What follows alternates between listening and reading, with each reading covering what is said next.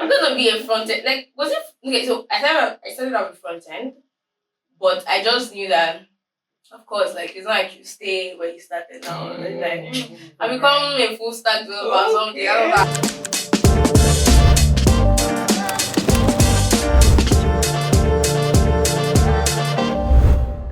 Welcome back, Yappers, to another episode of Yapping Club.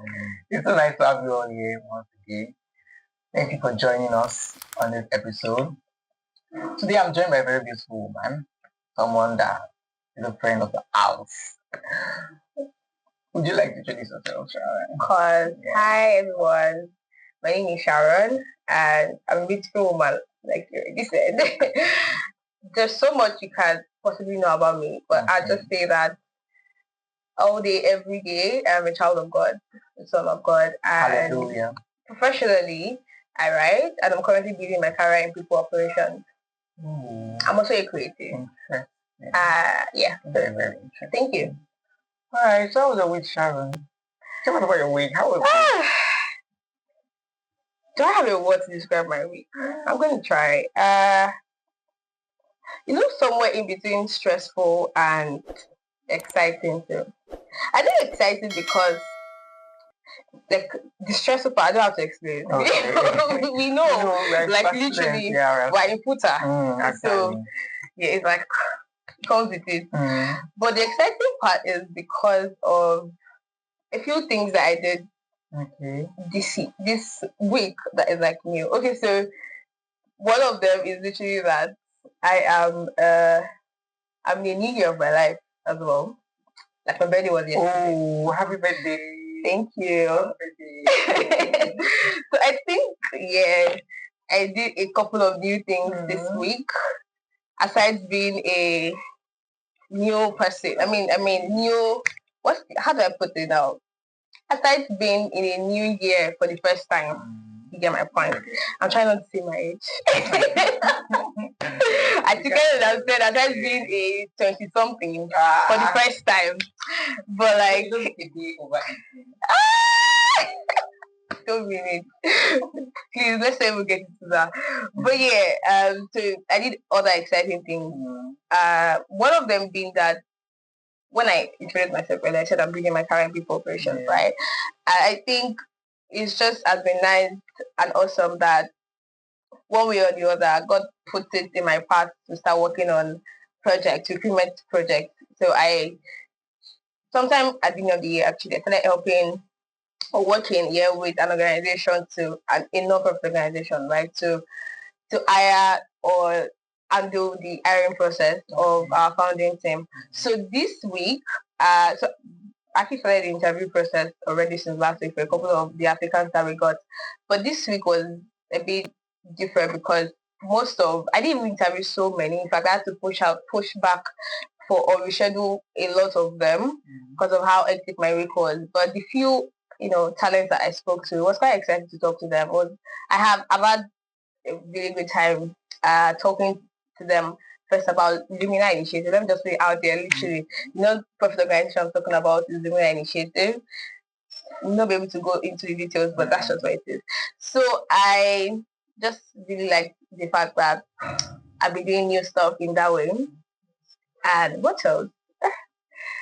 Generally, just exciting that way. Thank you. Come on. I would love to live your life too. I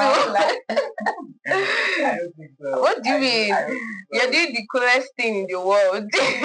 What is the coolest thing I've been in the world? Hosting a podcast. That's cool. It's actually cool. The stress behind it is crazy. I mean, but it pays off. That week was normal. I mean, nothing too intense.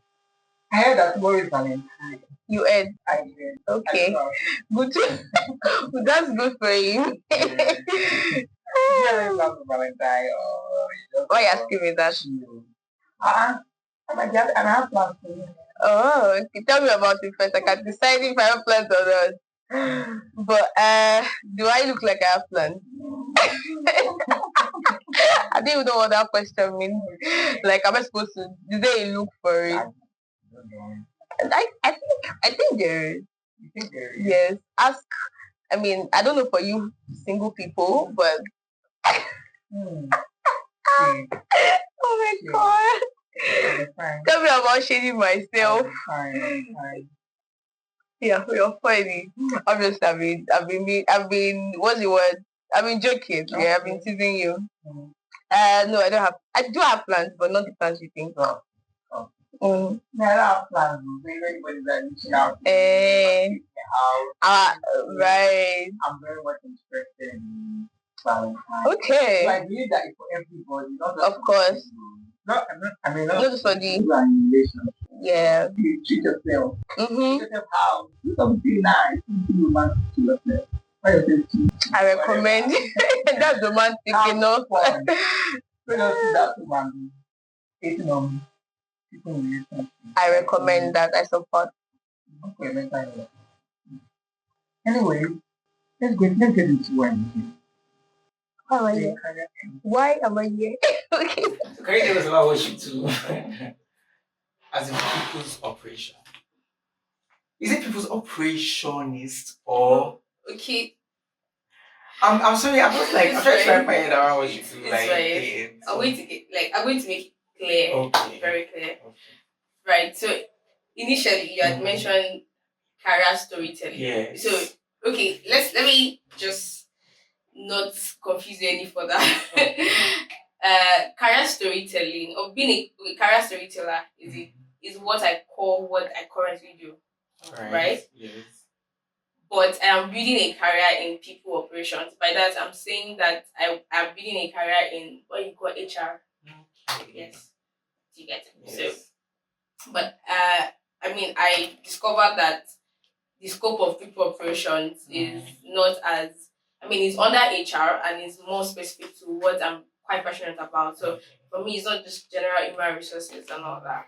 It's about building people. It's about building the first of all, seeing the talents in people, building that talent to shine and grow, and then at collectively like that, building a team of people or a team of talents that way that shapes the culture of a company, and then by extension becomes the outlook of the company from outside, such that people in the company can say that, oh, this is the best company they've worked at because of the culture of the company, because of how it's so conducive for both their talent to shine, to grow, and for them as persons as well. So I believe that's something I'm very passionate about, something I'd like to explore for at least the next 10 years. And that's quite okay to me as someone who is quite versatile. Like, I have multiple interests.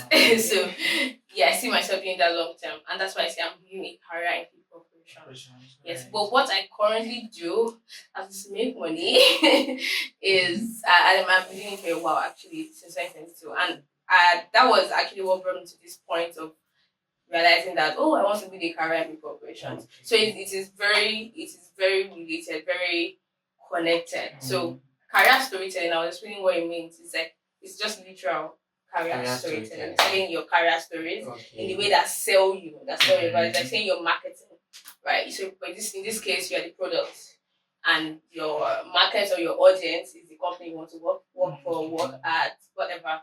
You get it, and for the roles you want to apply for, you want to. So it's like the whole goal of it is to make sure that you sell yourself to advance in your career. Do you understand? Get the pay you want, get the work in the companies that you actually have always dreamt about, and not be sidelined by the different, in quotes, issues in the job market, right? Different obstacles, challenges, and all that, because they would always exist. But learning to sell and market yourself, it starts from the very first point of contact of applying for a job. Your resume, your resume, actually, not your CV. Your cover letter, right? How you position yourself on your LinkedIn profile, all of that, and then it goes on to how you then go from just applying online to actually meeting the decision makers in those companies. So instead of just applying and forgetting about it, you apply and even start reaching out to these decision makers, but sell your value to them, tell them about it, let them know that you're this passionate about the company, let them know that this is a need that you can solve for the company because of what you've done and also how you would approach, solving the needs in that company. So that's pretty much what career storytelling is about. And then it then goes from that to interview process as well. You need to be able to sell yourself during an interview, be able to communicate, the value of what you've done, what you're going to do, why that company, why that time, So all of that just comes together into career storytelling as one. Quite interesting. That's quite interesting. Thank you. How did you even come about it? Like, how did you get into this? Okay, Because I'm very curious. I mean, I'm just even finding out about it. Like, that it's something that exists. I didn't know there was something that actually exists. Okay. It's fine. It does. Okay, I would believe that it has always existed, and you most likely know that it exists. You just didn't know that it could be called that. Okay. So I think I'd like to give myself a little bit of credit in that part. Myself and ChatGPT actually. Okay. Because shout out, big shout, like that's my G. So it just does. Okay, let me get back to how I actually started out. And I said you know what it is because you most likely have heard about resume before, CV. So people write CV, people write resumes. They call themselves resume writers, CV writers, all of that. Yes. So you read about that. Yeah. It's just in my way of seeing beyond just writing a resume and seeing the actual value in it fundamentally. That's when I could tell that okay, literally, if you're writing a resume to apply for a job, what you're trying to do is sell your story to your employer. Exactly. You're trying to get them to say, oh my goodness, there's something interesting about this person. I want to speak to you at least. And that's where the interview comes in. And then if you impress them enough during the interview, you get the job, right? So it's all about perspective. It's beyond just you have a document or CV or resume in your portfolio. I mean, I didn't mention portfolio earlier, but that also comes in. My portfolio is also an application document. The essence of a portfolio is to also sell the work that you've done. Is there a difference between portfolio and CV? Yes, there is. So your portfolio can include your CV, or let me put it this way: your portfolio is basically your digital CV. Okay. Yeah, so that's why most people say portfolio website or none of that. But usually, your portfolio fundamentally includes your CV as well, contains your CV. So your CV is everything and anything that you've done professionally. That's everywhere. Everything can go on your CV. But for your resume, it has to be tailored to the job you want to apply for. So, even for people that are not multifaceted or that they've not done too many stuff in their lives, that maybe have started out in one career path and they stuck to it. Sometimes there's some experiences or some details that are not very relevant to that particular job or that particular company. So for your resume, you need to be able to gauge what does this company need, really, what are you looking for, and be able to properly put on the part of you that they need to see. That's basically your resume. Yeah, I don't know all of it. Okay, how I got into career storytelling.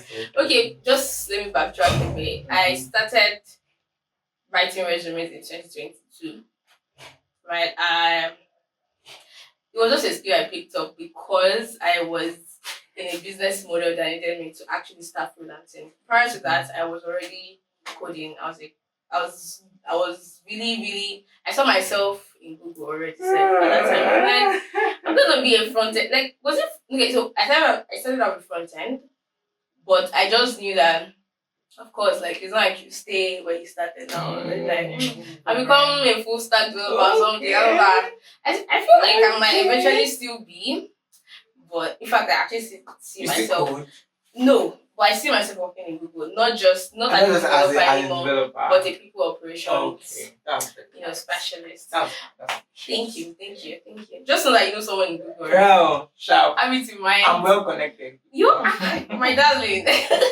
So, prior to that, like I said, I was already coding, but boy, that stressed me out. I can't aside the fact that I do have a good working laptop, I feel like everybody can relate. Maybe not everybody, but yeah, some of us can relate to a desktop laptop.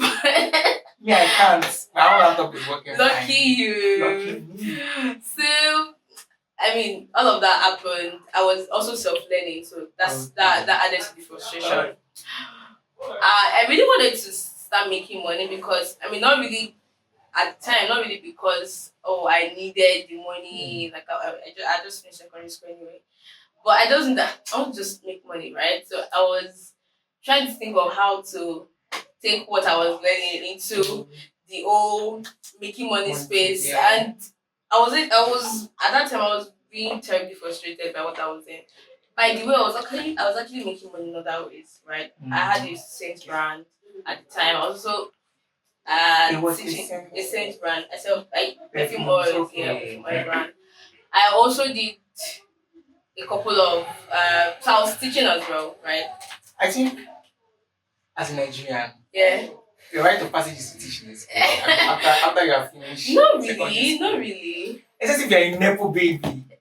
No, for me, yeah. If you're a Nepo So baby. the teaching for me was not the regular kind of teaching. I'd like to say. I'm so sorry. I don't.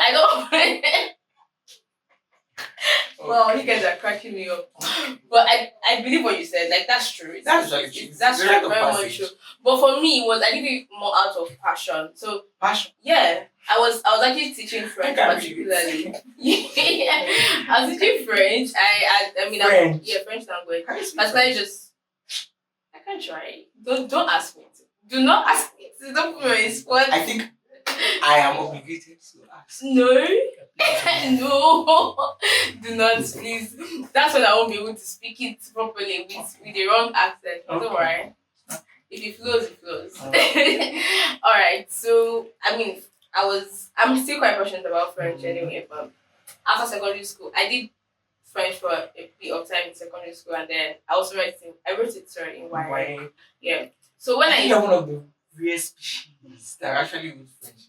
I can attest to that. I know. I didn't write in I mean, it was writing French. And let me boast a little bit. I usually didn't do it in SS class at all. I just wrote it in work. But it was based on what I did in junior secondary school. Can I ask what's God? What God I didn't get it. I'm like, what's the worst that can happen? And you can ask me about my results. I had an 8. That is not like a round of applause. I feel like I'm posted at this point. That's a round of applause. Thank you. Thank you so much. That's interesting. That's very But that was actually that. I was just saying, I was doing other things to make money. But I really wanted to say, okay, this is I've been investing how many months into. Let me make money. So online, I want to make money online. But I just figured, I'm still very much at the struggling phase of all this thing. I'm not very good. It just stressed me entirely. So it happened that around that time I got introduced to a business model that maybe some people know right now. It's basically your eyes are widening. I have an idea. Oh my god, I have an idea. You do. Business model. What is it? I said I think I might know the business. You do know. It's everywhere actually. So it's a 2-in-1 business model that combines both network marketing and freelancing. So I mean, there's no way I can talk about my journey or my story that I won't mention that because that was actually what introduced me to the world of resume writing in the first place. And then it was because of that I took it a step further to really do a lot of personal study, personal research, learn from a lot of actual professionals, right? I'm currently not. Okay. Yeah, currently not. But so when I started the business, right, it is obviously a part of the business to learn a skill that is marketable, but also easy and the time span to learn and very good at it is not so long at all. But in a day, in like 2 days, right, the whole training for resume writing was covered already. And that's literally how simple it is for you to say, I can write a resume. But I found that should I say nuances to it, or there's a way you can be very I don't want to use the word passionate just because I'm passionate, but I just want to say that it's not just resume writing in that sense. It's how I've been able to develop a career storytelling out of the idea of writing a resume. Do you get? So I think for me, it's just like that. That's how I got Got into into career it. storytelling. And yeah. So can you take so now if I want to patronize like as a client now, can you take me through your conversion process? What is it that you do? Like what you do. Yeah, Oh, so far not talking about what I do. No. Like practical. Yeah, I get got it. Okay. So I was fixing like my client. Okay. Now, I mean, for this question, so that I can answer properly. Okay. Okay. So hi, Joshua. Hello, Sharon. You look on your face. Right. Good to have you on this call. All right. I'm just going to help you. Okay, so typically when I meet a new client, which I always pray to do every single day of my life. Thank you. Right, so when I meet a new client, the first thing I try to do before we even speak is that I do my personal research on them. Right. And how do I do that? A couple of times, or most times, right? These clients already have put out their resumes. So how I get my clients is on freelancing platforms, particularly now Upwork, right? So most times when they post the jobs, some of them include or attach their resumes, their current resumes or their previous resumes if they have it, or any form of any form of some of them right. For those that don't, I have my ways of making my research, and I just find out basically it is very important for me to find out make my research on this person, know their their career journey, their literally where they're at, right, and also what they're looking for, what their goal is, right. So some clients are not necessarily looking for a new job, right? They're not necessarily job searching. Some are maybe even applying for an internal promotion. Some are maybe doing their maybe they want to literally position themselves to get appraisal in their company. Some people, so for different reasons, like different people have different goals or purposes, right? For hiring a career storyteller. Some people is just LinkedIn. They want to position themselves on LinkedIn. They want to make their LinkedIn. What say? So they want to brag on it. Not really brag, but if that's what you call it, that's fine. I mean, talk about what you've done, man. Talk about it. If you do not, nobody would If you know. want to feel oppressed, go to him.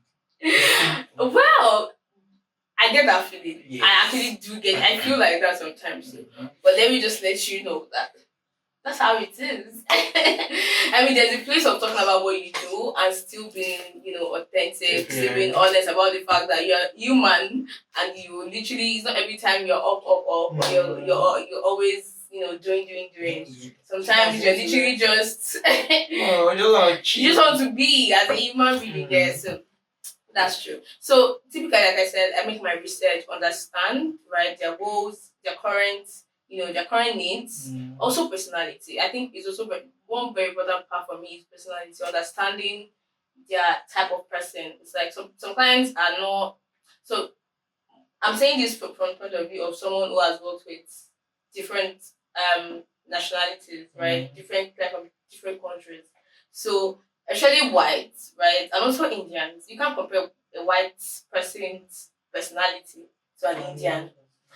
And this is not even because an Indian is not like it's just who they are, right?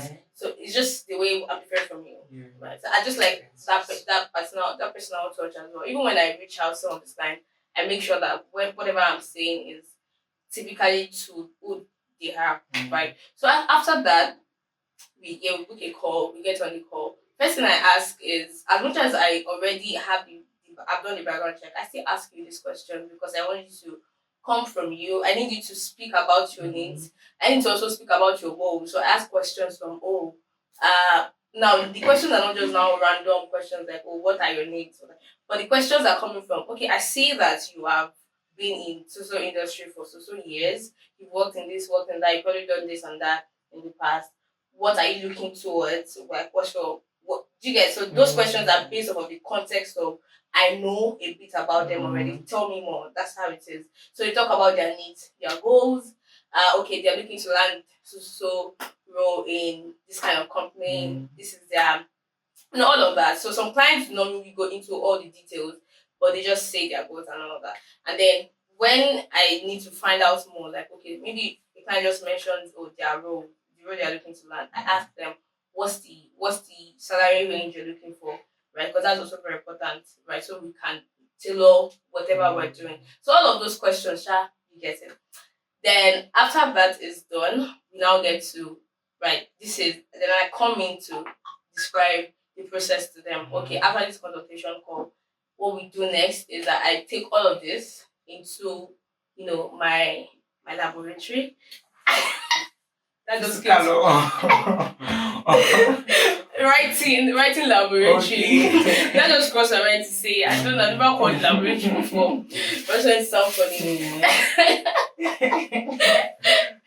Okay, so that's what I do, and I think basically all of that, we need to work on it, start revamping their resumes from all of that. So usually, there are rule of thumbs that I work with your resumes. If your resume doesn't sell you, then there's no point, right? So every single part of your resume needs to sell. Some clients have the issue of their resume. There are different rules and advice you will see on the resume about writing a resume, especially on the internet. Stuff about your number of pages must not be more than 2, all of that, do this, do that. There's always someone saying something. And I'm not opposing what they say, and I'm not, like usually everybody has their rights to their own opinions and all that. But I think that resume writing is very subjective. Like what works for you might not necessarily work for the next 5 people. So I think that is true, there's a general rule of thumb with what you have in your resume, the sections of your resume. You want to have a professional summary, what you can call a professional summary. Even now, more understood as like an highlight reel of what you have done. Okay. So that like it gives like a brief snapshot, of everything that the most important. Yeah, let me say the most impressive thing. Okay. So if I want you to, if let's say that I'm a guy and I want you to be my girlfriend, I'll tell you, blah blah blah. Look at what I did in the do you get? I'll try to impress you. Yes. I'll say the best things first. This now later you'll be asking me, what are your weaknesses? What are your do you get? That's how it is. So there's that section.